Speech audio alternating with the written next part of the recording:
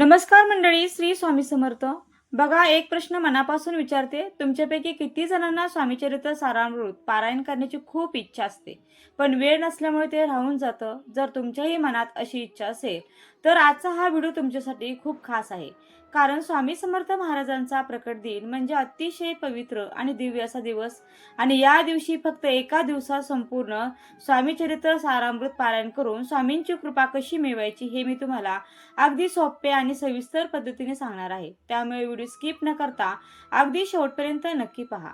भिवू नकोस, मी तुझ्या पाठीशी आहे आणि अशक्यही शक्य करतील स्वामी. या शुभ आशीर्वादावर विश्वास असणारे अनेक लाखो भक्त आहेत. येत्या 20 मार्चला आपल्या सर्वांचे लाडके स्वामी महाराजांचा प्रकट दिन देखील आलेला आहे. तर तुमची या 21 दिवसात, 11 दिवसात, 7 दिवसात, 5 दिवसात, 3 दिवसात सेवा झालीच नाही तर येत्या प्रकट दिनानिमित्त तुम्हाला एक दिवशी अतिशय प्रभावी, महाराजांना अतिशय प्रिय अशी प्रभावी सेवा करायची आहे. सेवा अगदी साधी सोपी आहे. तुम्ही घरी केली तरीही चालेल. केंद्रात जाणं जर शक्य नसेल, अगदी घरी करा. आता या सेवेला मोजून तुम्ही जर ही सेवा कंटिन्यू करत असाल तर तुम्हाला 1 पाऊण तास लागणार आहे. पण तुम्ही ही सेवा पहिल्यांदाच करत असणार तर तुम्हाला मोजून 1 ते सव्वा तास लागणार आहे. सेवा अतिशय साधी सोपी आहे, पण तुमची जी इच्छा आहे ती इच्छा मनात धरून तुम्ही ही सेवा करा. तुम्हाला याचा 100% रिझल्ट आहे. कारण स्वामी महाराजांना सेवा अतिशय प्रिय आहे. पण तुम्ही जर सेवा केली तर स्वामी महाराज तुमच्या त्या सेवेच्या बदल्यात तुम्हाला काही ना काही देत असतात. पण बघा, आमच्याकडे सर्व आहे, आम्हाला कशाची गरज नाही. तर स्वामी महाराजांनी तुम्हाला जे सगळं दिलं आहे ना, तर त्यासाठी तुम्ही स्वामी महाराजांसाठी ही सेवा करू शकता. आता सेवा कशी करायची, काय करायचं, केव्हा करायची, अगदी संपूर्ण माहिती आता आपण जाणून घेणार आहोत. तर बघा, अनेक लाखो भक्त, करोडो भक्त प्रगट दिनाच्या निमित्ताने अक्कलकोटला जात असतात. आता अक्कलकोटला जाणे आपल्याला शक्य नाही तर आपण आपल्या आजूबाजूला जर स्वामी समर्थ महाराजांचा मठ असेल तर तुम्ही तिथे जाऊ शकता. केंद्र असेल तिथे जाऊ शकता. तिथे न चुकता तुम्ही तुमच्याकडून जेही दानधर्म आहे ते देखील करू शकता. आणि यासोबतच तुमची एखादी सेवा आहे ती देखील पूर्ण झाली असेल तर तुम्ही तिथे जाऊन स्वामी महाराजांना खडी साखर आणि नारळ जे आहे ते देखील अर्पण करू शकता. किंवा तुम्हाला नवीन सेवा सुरू करायची आहे तरी तुम्ही करू शकता. आता स्वामी महाराजांना अतिशय प्रिय सेवा म्हणजे काय आहे तर तुम्ही रोज नामस्मरण करणं महाराजांना अतिशय प्रिय आहे. त्यासोबत रोज तुम्ही जर स्वामीचरित्र सारामृताचे 3 अध्याय पठण केले, हे सुद्धा स्वामी महाराजांना अतिशय प्रिय आहे. यासोबत तुम्ही गुरु लीलामृत तसेच यासोबत गुरुचरित्र जे आहे तेच पठण करू शकता. पण आता हे करणं शक्य नाही तर जे 21 अध्यायाची पोथी आहे ती म्हणजे स्वामीचरित्र सारामृत, याचं जर तुम्ही रोज न चुकता क्रमशः 3 अध्याय वाचले तरीही तुमच्या जीवनामध्ये खूप सारा फरक पडत असतो. आणि महाराज काही ना काही, कोणत्या ना कोणत्या रूपामध्ये तुम्हाला देत असतात. मग बघा, येत्या प्रकट दिनानिमित्त सेवा करायची आहे तर तुम्ही या दिवशी एक दिवशी श्री स्वामीचरित्र सारामृताचं पठण करू शकता. पठण अगदी साधं सोपं आहे. जी पोथी आहे ती अगदी मराठीत आहे. तुम्ही जर पहिल्यांदा हे पाठ आहे किंवा पारायण आहे ते करत असाल तर तुम्हाला सव्वा तास लागणार आहे. पण तुम्ही रोज अध्याय वाचत असाल किंवा तुम्ही याच्या आधी सेवा केली असेल तर तुम्हाला मोजून पाऊण तास लागणार आहे. मग काय करायचं आहे आपल्याला, 20 मार्चला सकाळी लवकर उठायचं आहे. जेवढा लवकर शक्य होईल तेवढ्या लवकर तुम्हाला उठायचं आहे. त्यानंतर आपलं घर पूर्ण आपल्याला स्वच्छ करायचं आहे. झाडून पुसून घ्यायचं आहे. अंगणामध्ये सुंदर अशी छानशी छोटीशी रांगोळी काढायची आहे. आपला जो उंबरठ आहे त्या उंबरठ्याला देखील हळदीचं लेपन करायचं आहे. कारण स्वामी महाराज आपल्या घरामध्ये येणार आहेत आणि त्यामुळे आपल्या घरातील सगळी निगेटिव्ह एनर्जी जी आहे ती बाहेर जाते आणि बाहेरची जी पॉझिटिव्ह एनर्जी आहे ती आपल्या घरात येत असते. आपल्या घरात अतिशय सुंदर आणि जे पवित्र वातावरण आहे तर ते होत असतं. त्यानंतर आपली जी देवपूजा आहे ती आपल्याला करून घ्यायची आहे. त्यानंतर सगळ्यात महत्त्वाचं, आपल्याला आता स्वामींचं सारामृताचं जे पाठ आहे ते करायचं आहे. मग ज्या जागी तुम्हाला ती पोथी एक दिवस उचलता येणार नाही तर त्या जागी तुम्हाला ती पोथी जी आहे तर ती ठेवायची आहे. बघा, त्यानंतर पारायणासाठी पूजेची मांडणी आपल्याला करायची आहे. तर पूजेची मांडणी कशी करायची ते पाहूयात. तर बघा त्या ठिकाणी आपल्याला अगदी स्वच्छ थोडंसं गोमूत्र टाकून पाणी टाकून स्वच्छ ती जागा पुसून घ्यायची आहे. त्यानंतर खाली आपण एक स्वस्तिक किंवा छोटीशी रांगोळी काढायची आहे. त्यावर चौरंग मांडायचा आहे. त्यावर लाल किंवा पिवळे वस्त्र स्वच्छ हे अंतरायचं आहे. त्यावर स्वामी समर्थ महाराजांची मूर्ती किंवा फोटो जो आहे तो ठेवायचा आहे. बघा मूर्ती असेल, मूर्तीला अभिषेक करायचा आहे. मग मूर्तीला कसा अभिषेक करायचा ते देखील जाणून घेऊया. मूर्तीला प्रथम पाण्याने त्यानंतर दुधाने अभिषेक करावा किंवा पंचामृताने देखील तुम्ही अभिषेक हा करू शकता. अभिषेक करताना षडाक्षरी मंत्र म्हणजे श्री स्वामी समर्थ या षडाक्षरी मंत्राचा जोपर्यंत तुम्ही अभिषेक करणार आहात तोपर्यंत तुम्ही या मंत्राचं पठण करायचं आहे. तुम्ही पवन नाम सुक्तम यासोबत रामरक्षा यासोबतच विष्णू सहस्रनाम मंत्र 11 वेळेस बोलू शकता. त्यासोबतच अथर्वशीर्षाचं पठण देखील करू शकता. श्री स्वामी स्तवन म्हणू शकता. तुम्हाला जसा वेळ असेल, जसं तुमच्याकडे सेवा होणार असेल तशी तुम्हाला करायची आहे. सेवा क्रमशः करायची असं नाही, तुम्हाला वेळ भेटणं गरजेचं आहे. कारण आजच्या या धावपळीच्या युगामध्ये प्रत्येकाला वेळ भेटतो असं नाही. अभिषेक झाल्यानंतर मूर्ती स्वच्छ कपड्यांनी पुसून चौरंगावरती ठेवायची आहे. फोटो असेल तर गुलाब पाण्याने हलकासा पुसून स्वच्छ करून ठेवायचा आहे. आणि यानंतर सर्वात आधी दिवा हा प्रज्वलित करायचा आहे. दिव्याला हळदी, कुंकू, अक्षदा, फुलं अर्पण करून त्याची पूजा करायची आहे. अगरबत्ती लावायची आहे आणि त्यानंतर आपल्याला खडीसाखर महाराजांना नैवेद्य म्हणून ठेवायचे आहे. बघा या दिवशी आवर्जून एक नारळ म्हणजे श्रीफळ स्वामींसमोर ठेवायचा आहे. हा नारळ ठेवताना आपल्या मनातील इच्छा स्वामींना सांगायची आहे. आणि यानंतर स्वामींना अष्टगंध लावायचा. हळदी कुंकू स्वामींच्या मूर्तीला कधीही लावायचे नसते हे लक्षात ठेवा. आता यानंतर महाराजांना अतिशय प्रिय म्हणजे ही नातर थोडंसं तुम्ही कापसाने किंवा फुलाने लावू शकता.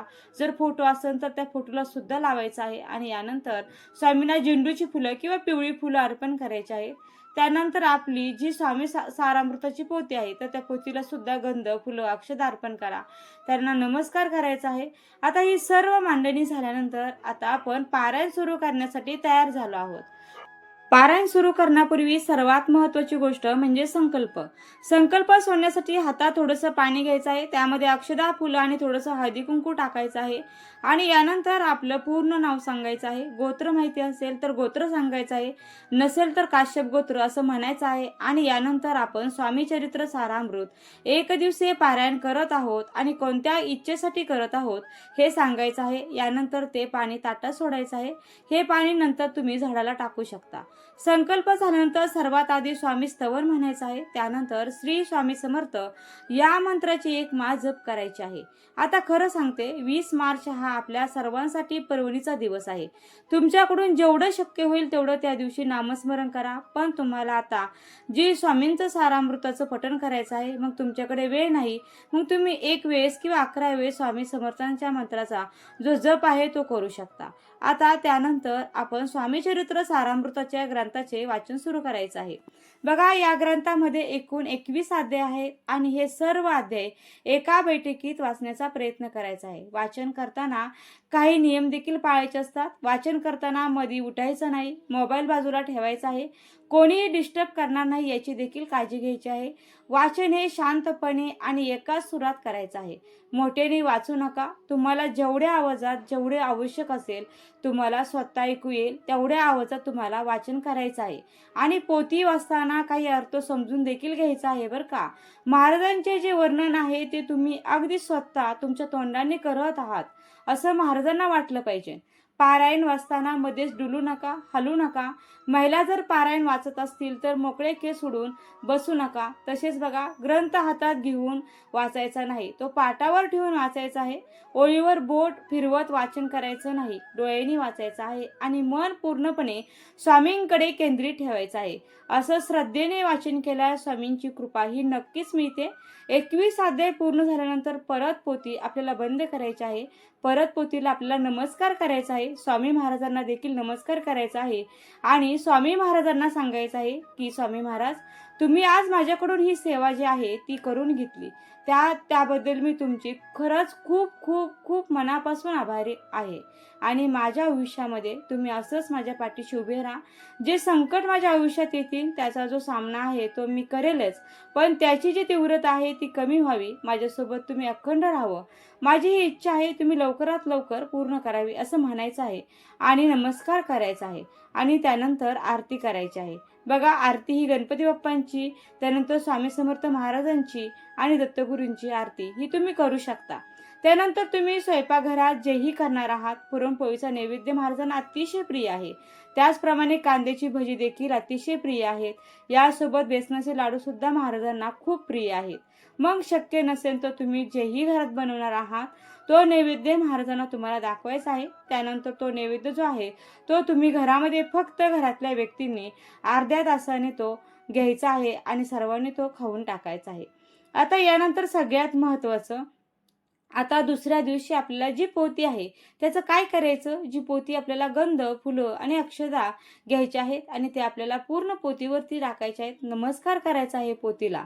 गुरुर ब्रह्मा गुरुर विष्णू गुरुर देवो महेश्वरा गुरुर साक्षात परब्रह्म तस्मै श्री गुरुवे नमः हा मंत्र म्हणायचा आहे. स्वामी महाराजांना नमस्कार करायचा आहे आणि त्यानंतर जे नारळ आहे ते तुम्ही वाहत्या पाण्यामध्ये किंवा स्वामी समर्थांच्या केंद्रात देखील नेऊन ठेवू शकता. तुम्हाला जसंही शक्य असेल तसं तुम्ही करा. त्यानंतर जी पोती आहे ती आपल्याला नेहमीच्या ठिकाणी ठेवायची आहे. बाकीच्या ज्या वस्तू आहेत त्या व्यवस्थित ठेवायच्या आहेत. आपली जी जागा होती ती आपल्याला स्वच्छ पुसून परत घ्यायची आहे आणि अशा पद्धतीने तुम्हाला एक दिवशी जे स्वामी सारामृत आहे ते पठण करायचं आहे. शक्य असल्यास या दिवशी अन्नदान देखील करण्याचा प्रयत्न करायचा आहे, तरी ते उद्यापन मानलं जाईल. खरंच सांगते, एका दिवसाने सुद्धा तुमच्या आयुष्याचं सोनं होणार आहे. बघा, अतिशय साधी पण अतिशय ही प्रभावी सेवा आहे. श्रद्धेने आणि मनापासून केलेलं एक दिवसीय स्वामीचरित्र सारामृत पारायण भक्ताच्या आयुष्यात खूप सकारात्मक बदल घडवून आणतं. स्वामी भक्तांच्या अडचणी देखील दूर होतात, मनाला शांती मिळते आणि स्वामींची कृपा सदैव आपल्या पाठीशी राहते.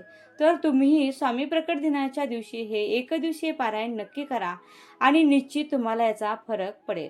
व्हिडिओ कसा वाटला कमेंट करून नक्की सांगा. झालेली सेवा स्वामी महाराजांच्या चरणी रुजू करते. व्हिडिओ आवडला असेल तर व्हिडिओला नक्की लाईक करा, शेअर करा आणि चॅनलला सबस्क्राईब करायला मात्र अजिबात विसरू नका.